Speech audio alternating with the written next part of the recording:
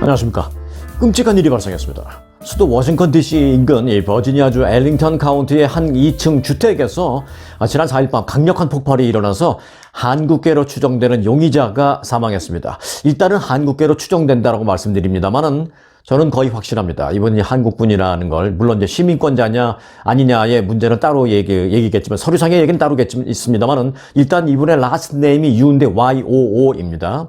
자, 앤디 펜 알링턴 카운티 경찰서장은 어제 기자회견에서 지난 4일 밤에 발생한 알링턴 2층 주택 폭발 사건으로 용의자인 올해 56살의 제임스 유 씨가 사망했다라고 밝혔습니다.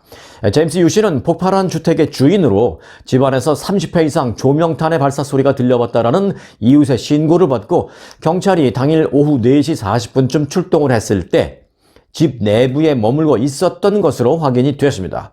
자, 유 씨는 한참을 경찰과 대치하던 그런 와중에 경찰이 진입을 시도하자 총을 발사했으며 그 뒤에 얼마 지나지 않아서 집 내부에서 강력한 폭발이 발생해서 집 전체가 완전히 산산 부서지면서 폭삭 무너져 내리는 정도의 엄청난 폭발음이 들렸습니다. 이 과정에서 3명의 경찰이 가벼운 부상을 입기도 했습니다. 폭발 당시 집안에서 어떤 일이 있었는지는 구체적으로 확인을 할 수는 없다라고 이제 현지 경찰은 설명했습니다. 다만 경찰은 폭발 후에 현장을 수색하는 과정에서 형체를 정말 알아보기 어려울 정도로 처참한 일부 유해를 발견한 것으로 전해졌습니다. 올리비아 달튼 백악관 수석 부대변인도, 즉 백악관에서도 이번 사건과 관련해서 언급을 했다라는 것은 심상치 않은 얘기입니다. 자, 올리비아 달튼 백악관의 수석 부대변인은 기자들과 만나서 이번 사건과 관련해서 이렇게 말했습니다. 이 상황에 대해서 발빠르게 대처해준 당국에게 매우 감사를 표한다. 현재 경찰에 대해서 매우 감사를 표한다라고 말했습니다. 그리고 현재 구체적인 조사가 진행 중이다. 그리고 더 이상은 덧붙일 말이 없다라고까지 말했습니다. 조금 이상하죠?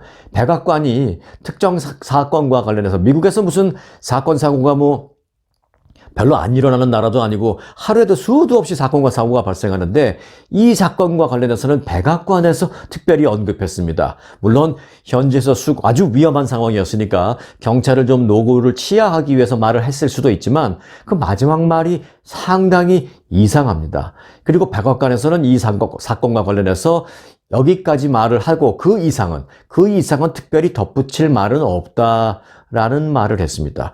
덧붙일 말이 없다라는 말을 덧붙인, 그게 저는 좀 더 이상합니다.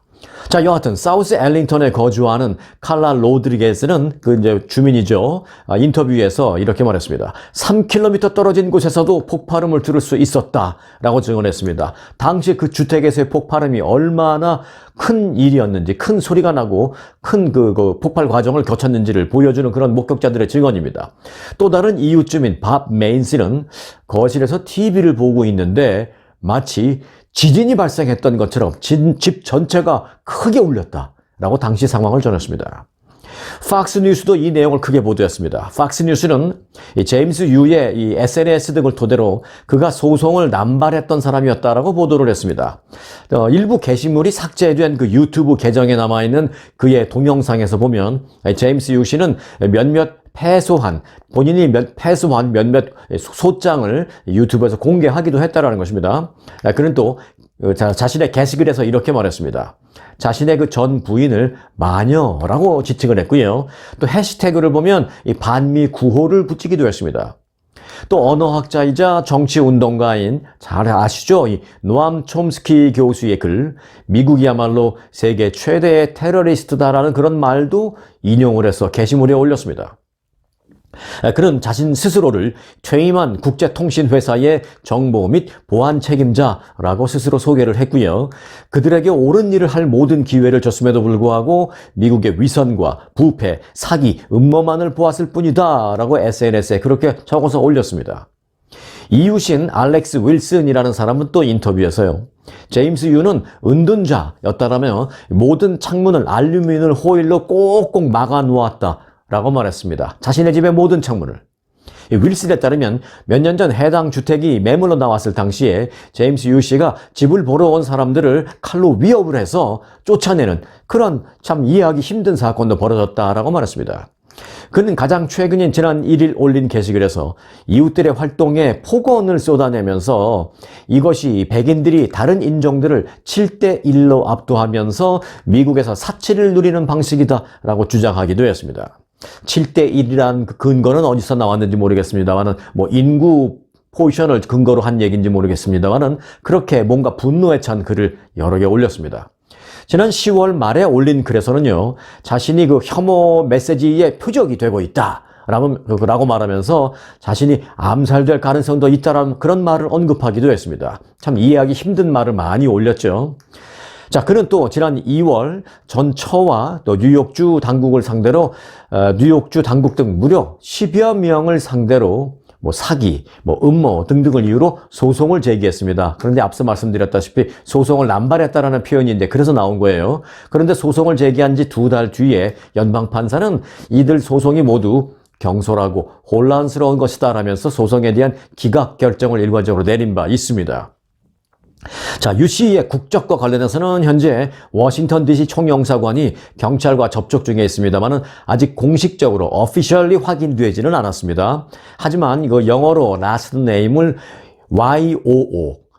YOO로 사용을 했고요. 또 유 씨 성을 가진 그 한국 사람들이 자신의 성을 이거 영문으로 표기할 때 예를 들어서 뭐 류현진 선수 같은 경우에는 우리가 볼 땐 뭐 같은 유 씨로 생각하지만 또 유 씨나 류 씨 그분들은 완전히 그 분리를 하시잖아요. 근데 류현진 같은 경우에는 류일 때 RYU라는 것을 그렇게 표기를 합니다. 그래서 류현진 선수도 RYU를 씁니다. 그래서 뭐 일각에서는 팬들 중에 어떤 사람은 라유, 헤이 미스터 라유 뭐 부르는 사람도 있는데 뭐 그렇다 치고 근데 그 류 씨와는 다른 겁니다. 이 사람은 그 한국식으로 봤을 때도 이제 류가 아니라 유인데 그렇게 한국 사람이 이제 유 씨인 경우에는 대부분 YOO를 쓴다라는 점에서 그가 한국계인 것은 뭐 거의 확실합니다.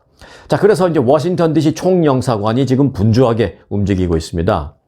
그 링크드인 있죠? SNS인데 링크드인의 자기 소개 글에 따르면 그는 1990년대 초반 버지니아주 크리스탈시티에 있는 회사에서 일을 하면서 미군 계약 일을 도왔다라고 자신을 소개한 내용도 있습니다.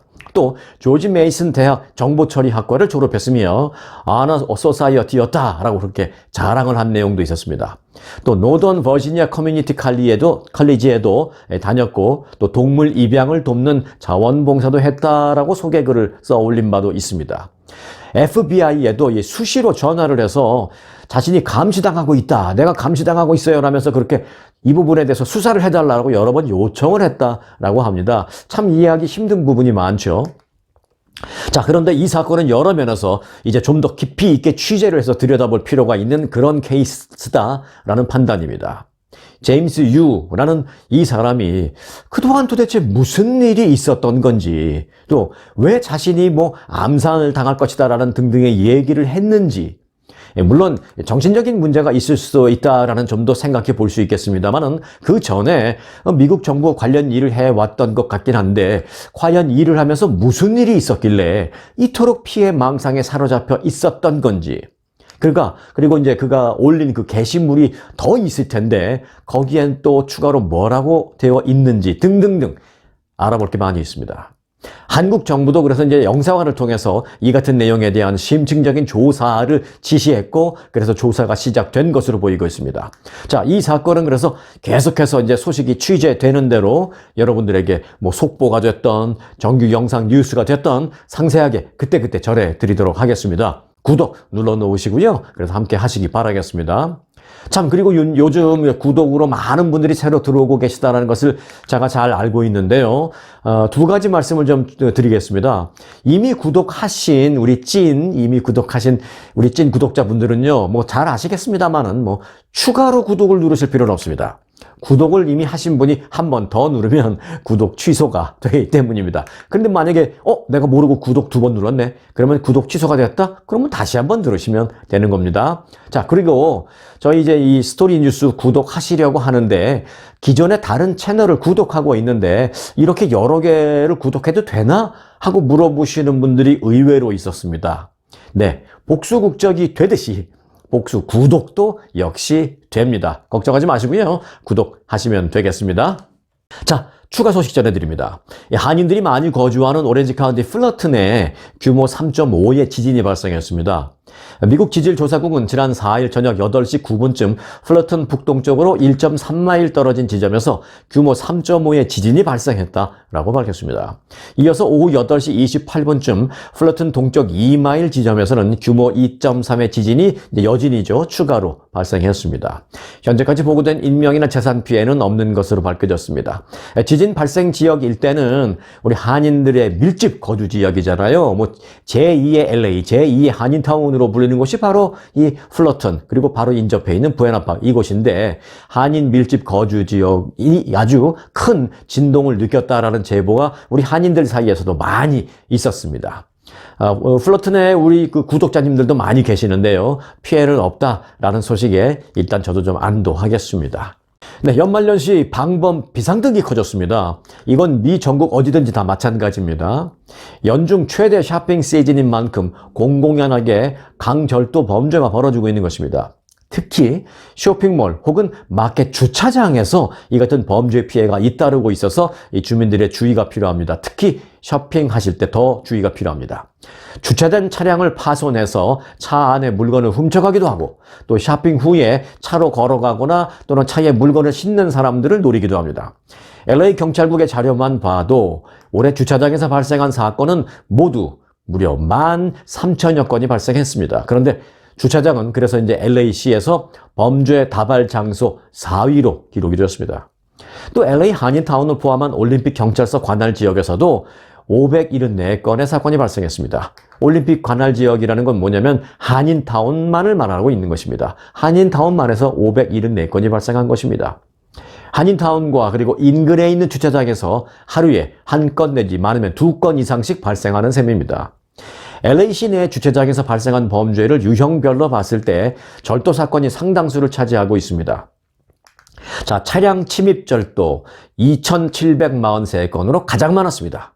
이 차량 침입 절도라는 것은요, 차량을 부수거나 훼손시킨 후에 안에 있는 물건을 훔치는 범죄입니다. 자, 그리고 이어서 차량 문이 열려 있는 틈을 타서 절도하는 것은 차량 내 절도인데, 이 경우는 피해 금액이 $590 이상, $590 이하로 나뉩니다. 자, 950달러, $950를 전후로 나눕니다. 자, $950 초과되는 사건이 무려 2,623건. $950 이하 사건은 오히려 좀 더 적습니다. 7,056건으로 각각 집계됐습니다. 특히 주차장은요, 강도 사건이 LA에서 4번째로 많이 발생하는 장소다라고 이제 제가 말씀드렸잖아요. 그런데 이제 최근에는 대형 마켓, 예를 들어서 코스코나 랄프스 마켓 이런 큰 마켓 주차장에서 이렇게 큰데 무슨 사고가 발생할까, 무슨 사건이 발생할까라고 안심하고 있는데 전후박이 따로 없습니다. 최근에는 오히려 이 코스코나 랄프스, 반스 등 이 대형 마켓 주차장에서 인명피해까지 있는 강절도 사건이 빈번히 발생하고 있다는 점 유념해 주시기 바라겠습니다. 예를 들어서 이제 여성분들이 혼자 마켓을 갔다가 이제 들고 카트를 끌고 이제 차량으로 갈 때, 이게 이제 범죄자들이 가장 타겟하는 게 이제 이런 경우입니다. 그런데 내가 이제 혼자 갔다 올 수밖에 없는 상황인데 모르는 남자랑 같이 가자고 할 수도 없고 어떡하겠어요. 그럴 때는 할 수 없죠. 그럴 때는 특별히 카트를 몰고 내가 있는 차량으로 가더라도 반드시 주의를 잘 살피면서 가는 것. 범죄자들이 내가 범죄의 타겟을 고를 때 두리번 주의를 잘 살펴보는 사람은 패스합니다. 대부분. 그냥 아무 생각 안 하고 전화기만 보고 간다거나 그냥 멍하니 특별히 생각 없이 걸어가는 그런 사람들을 이 범죄자들은 알아요. 그런 사람들이 타겟되기 쉽고요. 그리고 두 번째 주의할 점. 차 트렁크를 열고 이제 물건을 실을 때, 아무래도 이제 물건을 실다 보면 이 물건을 들고 그리고 또 차 트렁크를 내려다보고 이런 식으로 시선이 이렇게만 고정되어 있을 수밖에 없잖아요.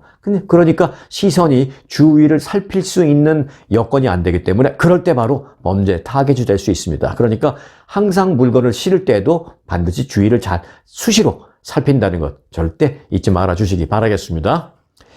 자, LA 총영사관이요, 해외로 출국한 기소중지 제외국민 특별 자수기관을 설정해서 현재 운영하고 있습니다. 이 기소중지 제외국민은 LA 총영사관에 파견 나온 한국 검사와 1:1 상담도 미국에서 가능합니다. 특히 이제 LA 지역에서요. LA 총영사관에 따르면 기소 중지 제외 국민 특별 자수 기간은 지난 11월 1일부터 오는 12월 31일 말일까지입니다. 기소 중지자는 특별 자수 기간을 통해서 미국에 있는 상태에서 한국 검찰 조사 등 간편한 절차로 기소 중지 사건의 일정 부분 해결을 할 수가 있다고 합니다. 자, 기소 중지 특별 자수 대상 말씀드리겠습니다.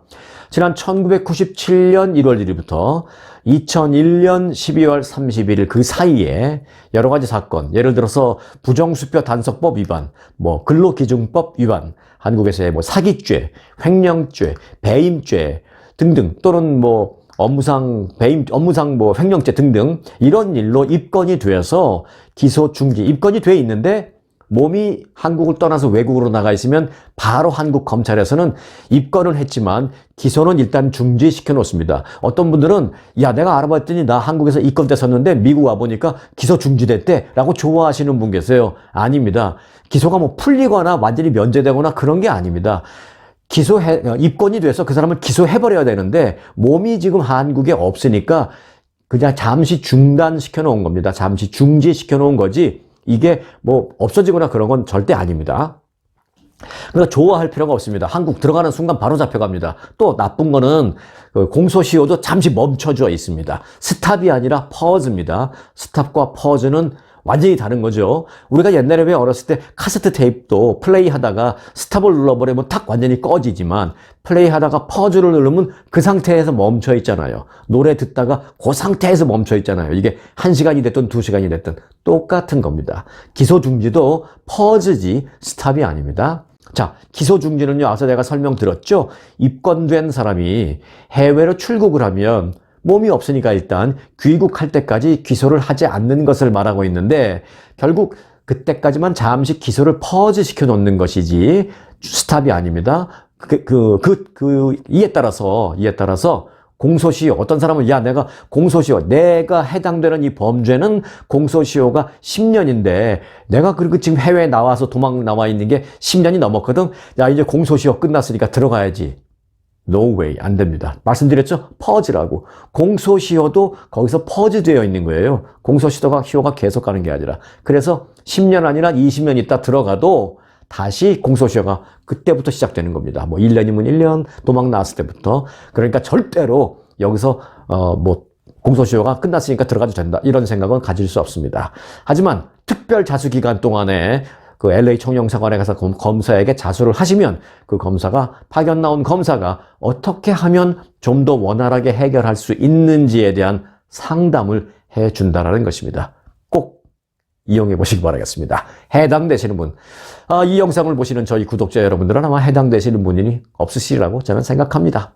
노파심에 전해드린 뉴스였습니다. 노파심 뉴스였습니다. 자, 아시아나 항공이요. 최고 기내스 서비스를 인정받았다라는 좀 반가운 소식도 있네요.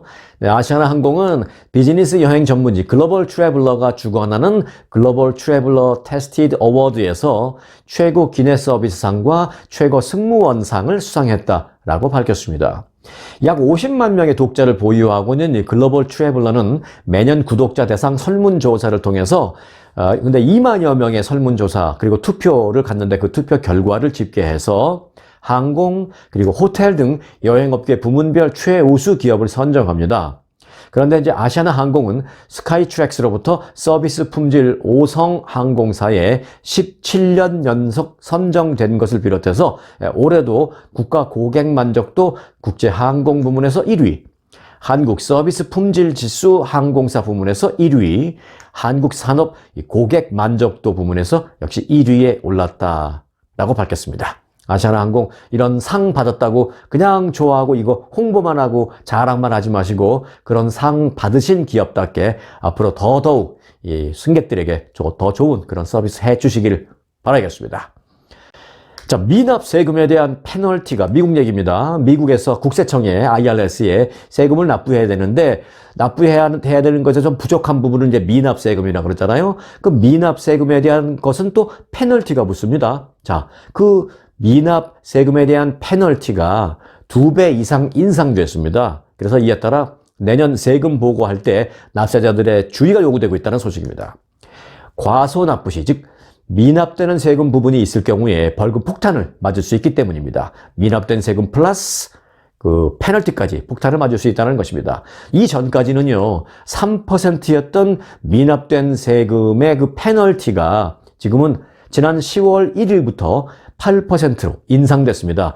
이게 지금 이제 앞으로는 적용되기 때문에 잘못하고 이걸 모르고 있다가는 벌금 폭탄을 맞을 수 있다는 것입니다.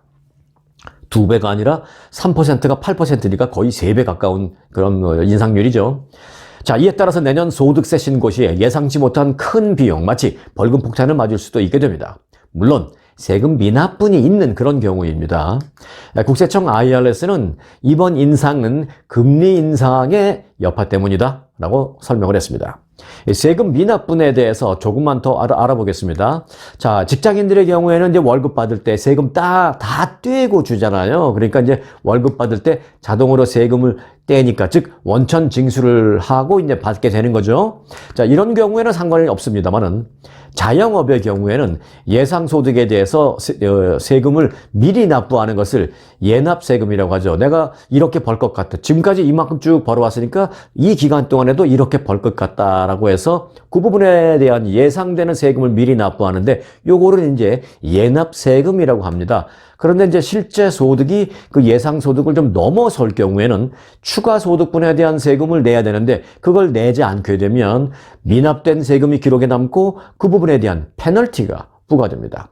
그런데 꼭 자영업자만 해당되는 것만은 아닙니다. 예를 들어서 인디펜던트 컨트랙터, 즉 독립계약자나 컨설턴트, 프리랜서 등도 이에 해당됩니다. 그리고 뿐만 아니라 아까 말씀드렸던 그 원천 징수를 통해서 안정적인 월급을 받는 직장인이라 하더라도 월급 외에 다른 추가 소득이 있다면 그런 경우에도 역시 세금 보고를 제대로 하지 않으면 페널티 부과 대상이 될 수 있다는 점 유의해야 합니다. 자, 3%였던 세금 미납분에 대한 페널티가 8%로 뛰었다라는 내용을 전해드렸습니다.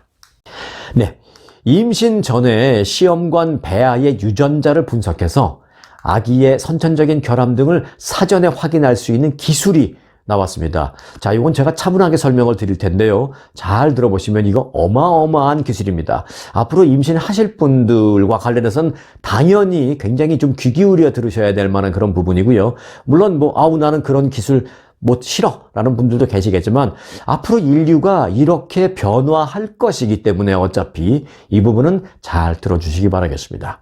자, 샌프란시스코에 있는 생식기술 스타트업 기업 올키드라는 기업체가 시험관 아기에게 의존하는 예비 부모들을 위한 새로운 유전자 검사를 출시한다라고 밝혔습니다. 그런데 이제 말은 시험관 아기에게 의존하는이라고 말했지만 엄밀히 말하면 시험관 아기가 아니라 나는 자연 임신을 하고 자연 분만을 하고 싶다라고 하더라도 체외에서 남편과 부인을 임신을 시켜놓고 이걸 유전자 검사를 다 해서 이 아이를 엄마에게 착상시킵니다. 그리고 유전자 검사를 다 해서 이 유전자가 전혀 아무런 질병이 없고 유전자에 문제가 없다라는 것이 확신이 검사를 통해서 됐을 때 착상을 시킵니다. 그렇게 하고 임신을 하면 아이를 아주 100% 건강한 아이를 낳을 수 있다라는 그런 겁니다. 쉽게 말하면.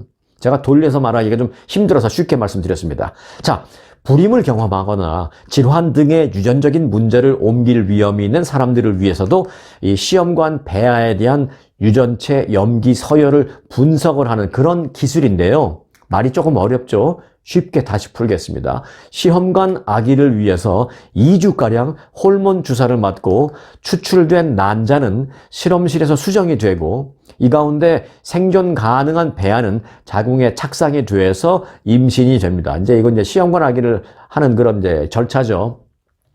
그런데 이 올키드라는 회사는 이 유전자 검사는 임신이 시작되기 전에 시행하는 것으로 배아에 대한 유전자 검사를 통해서 선천적인 결함이 있는지, 신경 발달 장애가 있는지, 또 염색체 이상이 있는지, 소아암과 성인병, 발병, 암과 같은 그런 발병할 수 있는 유전적인 위험이 있는지를 임신시키기 전에 유전자 검사를 통해서 미리 검사를 통해서 확인할 수 있다는 것이죠. 그 확인을 끝내서 앞서 말씀드린 이런 위험이 전혀 없다는 것이 확인이 되면 그때 임신을 인공적으로 시킬 수 있다는 것입니다. 불임이 아니더라도 가능하다는 것입니다. 누르 시디키라는 이 회사의 창업자 겸 CEO는 이것은 부모가 확인할 수 있는 정보의 양에 있어서 인류에게 아주 큰 획기적인 진전이다 라고 말하면서 그 정보를 어떻게 사용할지는 부모에게 달려있지만 지금까지 본다면 전적으로 임신한다는 것이 불임 말고요. 자연적으로 임신이 되시는 분들의 경우에 지금까지 본다면 전적으로 어떤 신에게 맡긴다고 표현할지 또는 팔자에게 맡긴다고 표현할지 아니면 과학적으로 본다면 그저 그냥 우연에 맡겨졌던 그 임신되는 과정에 대해서 부모들이 더 많은 통제권도 갖고 자신감도 가질 수 있는 그런 기술이다라고 설명했습니다. 이게 제가 가장 쉽게 드릴 수 있는 설명이에요. 자, 이 올키드라는 회사의 이 기술은 배아 유전체의 99% 이상을 분석하는 반면에 기존에 지금 그전에까지 있는 기술은 0.25% 정도밖에 분석하지 못하는 것에 불과합니다. 그런데 99% 정확도를 갖고 분석을 해버리니까 이 검사를 통해서 이 아이를 임신하면 이 배아를 임신을 시키면 정말로 건강한 아이를 낳을 수 있다는 것을 거의 확정적으로 개런티 받고 임신을 하는 것이죠. 미국에서 이 시험관 아기 시술은요, 비용적으로 본다면 이제 평균 $12,000 이상의 비용이 드는 것으로 지금 알려져 있습니다. 이것도 요즘 많이 싸진 거긴 합니다만은. 그런데 그렇다고 하더라도 이제 성공이 보장되는 것은 아니고 또 임신하기까지 여러 차례 시술을 받는 그런 어려운 과정을 겪습니다. 그런데 이제 이 올키드의 유전자 검사는 배아 염기 서열을 분석할 때마다 $2,500의 추가 비용이 든다라고 합니다. 그런데 이제 이 과정에 또 다른 추가 비용이나 위험은 더 이상은 없다라고 이제 시디키 CEO는 그렇게 말했습니다. 또 회사가 운영을 더 확장하고 더 많이 자동화하면 비용은 계속해서 낮아질 수 있다라면서 이렇게 말했습니다. 아주 중요한 말이고 어찌 보면 이 사람의 지금 제가 소개해드릴 이 말에 대해서 어떤 분들은 와 어마어마하다 대단하다라고 긍정적인 생각을 하실 수도 있고 어떤 분들은 야 결국 인류가 그렇게 가는 거야 라고 좀 안타까운 우려를 하시는 분도 있을 겁니다. 자, 이 회사의 CEO는 마지막으로 이런 말을 했습니다. 우리는 이것을 즉 이 기술을 모든 사람이 이용할 수 있도록 만들고 싶다 라고 말했습니다. 자, 올키드라는 회사에 지금 말씀드린 이 기술은 이미 며칠 전부터 LA를 비롯해서 시카고, 마이애미, 텍사스의 오스틴 등 미국 내 주요 도시에서 이미 이용할 수 있는 것으로 알려졌습니다. 유전자 검사 결과는요, 검사하고 3주 후에 받아볼 수 있다고 합니다. 지난 2019년도에 설립된 이 올키드라는 회사는 현재 이 같은 사실이 알려지자 수천만 달러의 투자금을 끌어모은 것으로 알려졌습니다. 네, 다음 소식입니다. 이 팬데믹으로 도시에서 탈출하던 그 뉴욕의 부유층은 2주를 지금 멈췄지만 뉴욕에 거주하는 저소득층은 높아진 생활비 탓에 여전히 뉴욕 바깥으로 밀려나가고 있다라는 분석이 나왔습니다. 뉴욕타임즈의 보도인데요. 뉴욕타임즈는 누가 뉴욕주를 떠나나 라는 제목의 기사에서 2020년 7월부터 2022년 7월까지 2년간 뉴욕주의 인구는 총 43만 1000명이 감소했다고 보도했습니다. 43만 명이 줄었다는 것입니다. 뉴욕주 인구의 2.1%에 해당하는 인구가 없어진 것입니다. 특히 미국 제1의 도시이자 UN 본부가 있어서 세계의 수도라고 불리는 그 뉴욕시의 인구가 40만 5천 명이 줄어서 전체 뉴욕주 인구 감소분의 94%를 차지했습니다. 이 팬데믹 초기에는 뉴욕을 벗어난, 그러니까 방금 말씀드린 것은 이제 뉴욕시고요. 그 앞에 말씀드린 건 뉴욕주. 뉴욕주도 그렇고, 뉴욕시. 그렇지만 뉴욕주 중에서도 뉴욕시의 인구가 집중적으로 좀 줄어들었다라는 것입니다. 자, 팬데믹 초기에는요, 뉴욕을 벗어난 인구 중에서 고소득층의 비중이 상대적으로 컸었습니다. 왜? 팬데믹 때는 이제 재택근무 안 하니까 돈 있는 분들이 교외 지역으로 많이 빠져나가서 편안하게 집에서 일을 많이 했습니다. 또 교외 지역으로 빠져나가서 좀 더 큰 집, 큰 백야드도 달린 그런 집을 살 수 있는 여유가 요즘 좀 돈 있는 사람들은 가능했기 때문에 재택근무가 가능하고 또 다른 지역으로 이사를 할 수단, 경제적인 여유 등등이 있기 때문에 여유가 있는 사람들이 먼저 뉴욕 도시에서 탈출을 했습니다. 하지만 이런 경향은 시간이 지나면서 바뀌었습니다. 소득 상위 10%, 액수로 본다면 연소득 24만 8천 달러 이상인 뉴욕 거주자는 이 팬데믹 동안 도시 바깥으로 많이 이주를 했습니다만은 팬데믹이 끝나자 이주자 수는 급격히 스탑되었습니다. 이런 가운데 팬데믹 동안 자산가 숫자는 오히려 더 늘어났습니다. 팬데믹 때 돈을 오히려 많이 버시는 사람들이 늘어났다는 거죠. 팬데믹 기간에 이루어진 그 경기 부양책으로 자산 가격과 임금이 급등하면서 뉴욕에 거주하는 자산 규모 100만 달러 이상의 가구 수는 팬데믹 동안에 17,500가구가 더 늘어났습니다. 자, 그런데요.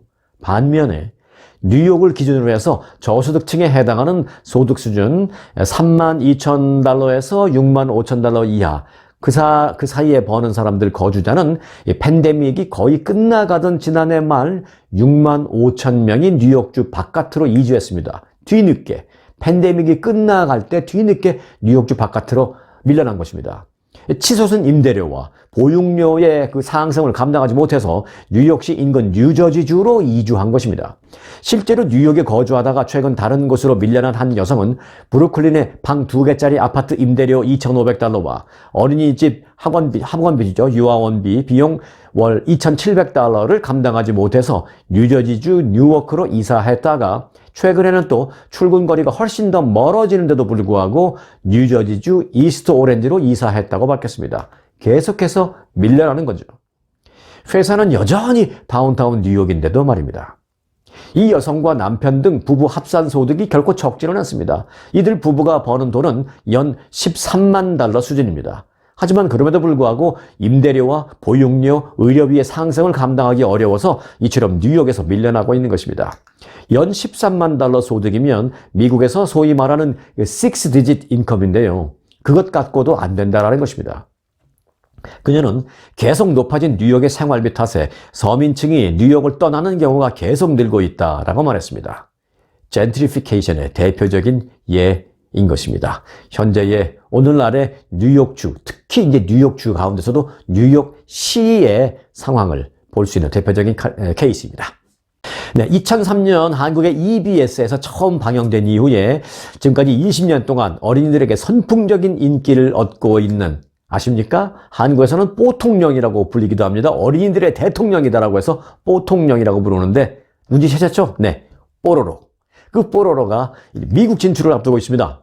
이 한국 캐릭터의 자존심 뽀로로의 극장판 애니메이션 슈퍼스타 대모험이라는 제목의 영화가 한국 개봉일보다도 한 발 앞선 오는 8일 LA와 오렌지 카운티를 시작으로 미국 전역에서 처음 선을 보이게 됩니다.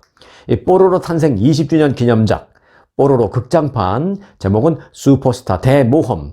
이 영화는 오는 12월 8일 LA와 오렌지 카운티 개봉을 시작으로 해서 15일에는 덴버, 휴스턴, 애틀란타, 달라스 등지에서 개봉을 합니다. 이 슈퍼스타 대모험은 전 우주를 통틀어서 이 최고의 슈퍼스타를 뽑는 음악 축제, 이 파랑돌 슈퍼스타 선발대회라는 그 음악 축제에 참가하기 위해서 이 모험을 떠나는 뽀로로와 그의 친구들의 이야기를 담고 있습니다. 자, 언제적 뽀로로인지 모르겠습니다만 아직까지도 그 인기가 여전하네요. 지금 뭐 한 25살, 30살, 35살 이렇게 되신 분들, 한국에서 이제 태어나서 그런 분들은 뽀로로를 아주 열광하면서 자란 그런 사람들입니다. 그 사람들이 들으면 아주 색다르겠어요. 그 뽀로로가 드디어 미국에 진출한다라는 얘기입니다. 기대됩니다. 네, JYP 박진영 씨 소식, 짧은 소식 하나 전해드릴게요. 가수 겸 JYP 엔터테인먼트 대표 프로듀서 박진영 씨가 삼성서울병원과 서울아산병원, 충남대, 전남대, 칠곡 경북대학교 병원 등 이 5개 병원에 무려 2억 원씩, 한 군데에 2억 원씩, 총 2억 원이 아니라 한 군데에 2억 원씩 무려 총 10억 원을 기부했다라는 소식입니다. 와, 대단하죠? 삼성서울병원은 만 24세 이하 소아청소년 환자의 수술과 이식 그리고 재활 등 치료비로 쓰겠다라고 밝혔고, 아산병원도 이 박진영 씨의 후원금을 소아청소년 불우 환자의 중증 희귀 난치 질환이나 재활 치료에 쓸 계획이다라고 말했습니다. 가수 박진영 씨는 저에게도 3살, 4살 두 딸이 있습니다. 자녀를 키우는 아빠가 되어보니 너무 많은 아이들이 몸이 아픈 것만으로도 힘들 텐데 치료비까지 부족한 상황이 얼마나 버거울지를 생각하면 참 가슴이 아프다. 그래서 기부를 결정하게 되었다라고 취지를 밝혔습니다. 2억 원이 아니라 2억 원씩 5군데 무려 10억 원을 기부한 가수 박진영 씨에 관련된 내용을 짧게 전해드렸습니다. 자, 마지막으로 보너스 뉴스 전해드리겠습니다. 자, 오늘 보너스 뉴스의 제목은 제가 이렇게 지었습니다. 미국 선거판에 나타난 삼국지. 자, 제가 왜 삼국지를 거론했느냐? 그 이유는 삼국지에 많이 나오는 전략, 그 이의제의라는 전략 때문입니다. 이의제의.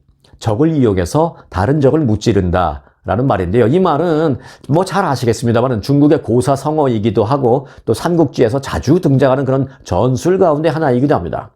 이 삼국지의 시대적인 배경이 고대 중국의 위나라, 총나라, 오나라, 소위 위촉오 이 세 나라를 중심으로 벌어진 그 전쟁사잖아요. 그래서 이제 그 전쟁사가 전해 내려온 것이 삼국지니까 그때는 3세기 초 그러니까 이제 연도로 보면 서기 약 한 220년 경이죠. 그러니까 지금부터 무려 1800년 전의 일입니다. 그때의 일을 지금 갖고 온 이유를 지금부터 설명드리겠습니다. 스토리는 이렇습니다. 1800년 전 삼국지의 전술 이의제의를 이 시간엔 느닷없이 꺼낸 이유. 스토리는 이렇습니다. 내년 대통령 선거를 앞두고 민주당의 큰손 후원자가 갑자기 공화당 대선 예비 후보 가운데 한 명에 대한 지원을 하고 있는 것으로 밝혀졌습니다. 민주당의 큰손 후원자가 공화당 누구를 지원해? 이 사람이 마음을 바꾼 걸까요? 그게 아닙니다. 여전히 민주당 큰손 후원자인 것만은 틀림없지만 공화당에서 트럼프 전 대통령이 당선되는 것만은 막아야 된다라는 생각 때문에 그 공화당 상대 정당인, 자신의 상대 정당인 그 공화당의 다른 후보를 지원하겠다라는 것입니다.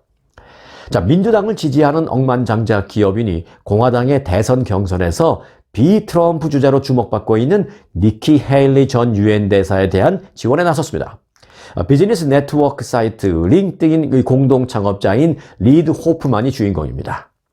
리드 호프만은 최근 니키 헤일리의 선거 운동을 돕는 슈퍼팩 정치단체에 25만 달러를 기부했습니다.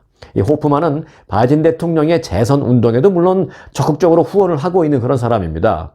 그런 그가 경쟁 정당인 공화당의 니키 헤일리 후보에게까지 후원금을 내는 이유는 트럼프를 막아주기를 바라는 마음에서다라고 말했습니다. 그는 기부금을 내기 전에 니키 헤일리 전 대사를 지지하는 슈퍼팩에 먼저 문의를 했습니다. 민주당 지지자인 내가 민주당 소속인 니키 헤일리 당신 캠프에 거액의 돈을 지원을 할 테인데 자신의 돈을 받을 수 있습니까? 받을 수 있다면 받겠습니까? 그 여부를 먼저 확인까지 했습니다. 공개적으로 민주당을 지지해온 이 호프만이 공화당 소속인 헤일리 전 대사의 선거운동을 도우면서 트럼프 전 대통령의 재선을 저지하기 위한 이런 모습은 삼국지의 이의제의, 즉 적을 이용해 다른 적을 제압한다라는 바로 그런 전략인 것 같다라는 생각 때문에 제가 제목을 오늘 그렇게 지어봤습니다. 이와 관련해서 뉴욕타임즈는 미국 재계에서 트럼프 전 대통령을 막기 위해서 헤일리 전 대사를 지원하자라는 움직임이 더 가시화되고 있는 모습이다라고 말했습니다. 실제로 제이미 다이먼, 이 JP모건 체이스 회장은 지난달 이 월가 경영진들이 참석한 한 행사에서 이렇게 말했습니다. 당신이 민주당 지지자다 하더라도 니키 헤일리를 도와야 합니다. 라고 말했습니다. 또한 미국 재계에서 대표적인 보수 인사로 꼽히는 억만장자 찰스 코크도 지난달 말 그 헤일리 전 대사를 지지한다라는 그런 발표를 하기도 했습니다. 이 찰스 코크와 그가 이끄는 정치 후원 단체는 트럼프 전 대통령의 공화당 대선 후보 선출을 막기 위한 활동을 본격적으로 시작했다라고 말하기도 했습니다.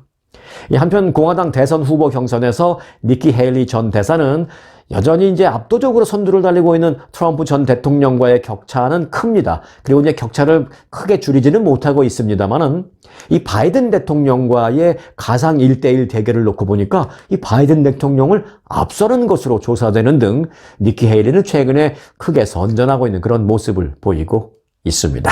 자, 미국 대선판의 그 이의제의 결과가 어떻게 될지 매우 주목됩니다. 네, 오늘 영상은 여기까지입니다. 즐거운 하루 되시기 바라겠고요. 스토리가 있는 뉴스, 송앤코의 스토리 뉴스는 여기서 마칩니다.